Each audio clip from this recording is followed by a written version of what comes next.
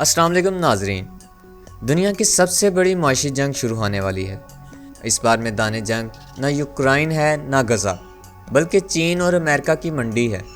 امریکی صدر ٹرمپ نے اعلان کیا ہے کہ بھارت روس سے تیل خریدنا بند کرے گا اور اگلا ہدف ہے چین، جس پر وہ 500% تک ٹیکس لگانے جا رہے ہیں۔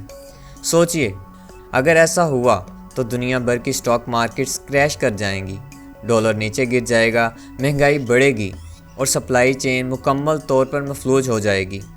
یہ وہ فیصلہ ہے جو دنیا کی معیشت کی دھڑکن بن سکتا ہے۔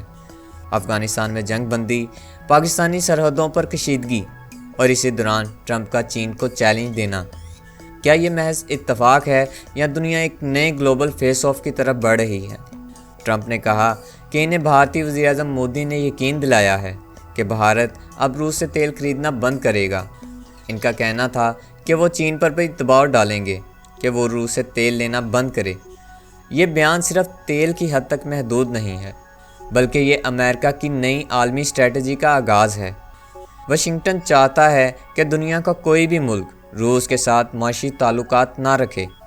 لیکن ناظرین، اصل دھماکہ بھی باقی ہے۔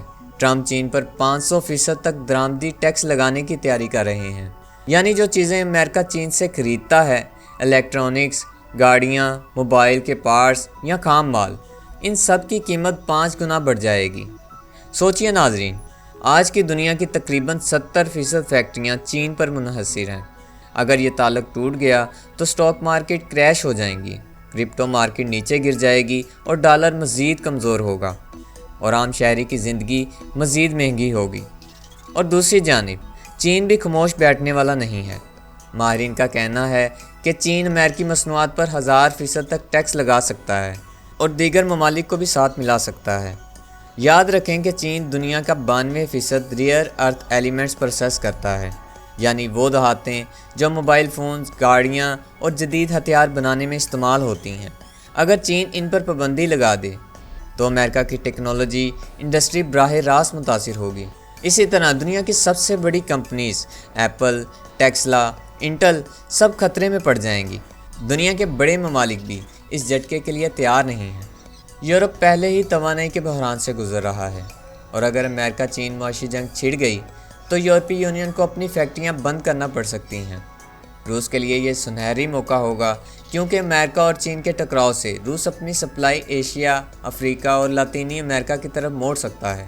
ادھر جاپان اور جنوبی کوریا بھی خوفزدہ ہیں، کیونکہ ان کی معیشت براہ راست امریکی اور چینی ٹیکنالوجی سے جڑی ہوئی ہے۔ اگر یہ دو طاقتیں آپس میں ٹکرائیں تو ایشیائی مارکیٹ سب سے پہلے متاثر ہوگی۔ یہ صرف دو ممالک کا تنازع نہیں، بلکہ پوری دنیا کے مالیاتی نظام پر حملہ ہے۔ اگر چین اور امریکہ کی تجارت رک گئی تو عالمی سپلائی چین کا 60% حصہ بند ہو جائے گا۔ اس کا نتیجہ مہنگائی کی نئی لہر، ڈالر کی قدر میں کمی، سٹاک مارکیٹ میں تاریخی کریش اور چھوٹے ممالک میں معاشی بحران ہوگا۔ اور اگر یہ پالیسی جاری رہی تو دنیا گلوبل ریسیشن 2.0 کا سامنا کر سکتی ہے، یعنی 2008 سے بھی زیادہ خطرناک مالی بحران۔ پاکستان کے لیے یہ صورتحال بہت حساس ہے۔ ایک طرف چین ہمارا اسٹریٹجک پارٹنر ہے، دوسری طرف عالمی مالیاتی نظام امریکی ڈالر پر کھڑا ہے۔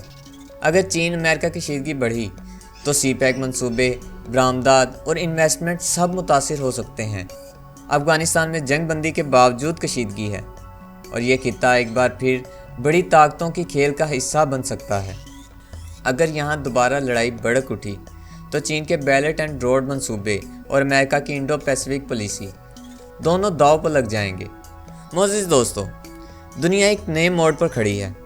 ٹرمپ کی پالیسیاں بظاہر امریکہ کو مضبوط کرنے کے لیے ہیں، مگر ان کے اثرات خود امریکہ کے اندر تباہی پھیلا سکتے ہیں۔ چین کو معاشی طور پر دبانا شاید اتنا آسان نہیں، کیونکہ آج دنیا کی ہر بڑی کمپنی کسی نہ کسی حد تک چینی سپلائی چین پر منحصر ہے۔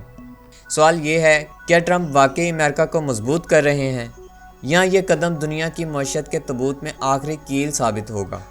آپ کے خیال میں کیا یہ نیا معاشی تصادم تیسری عالمی جنگ سے بھی زیادہ خطرناک ثابت ہو سکتا ہے؟ اپنی رائے کمنٹس میں ضرور بتائیں۔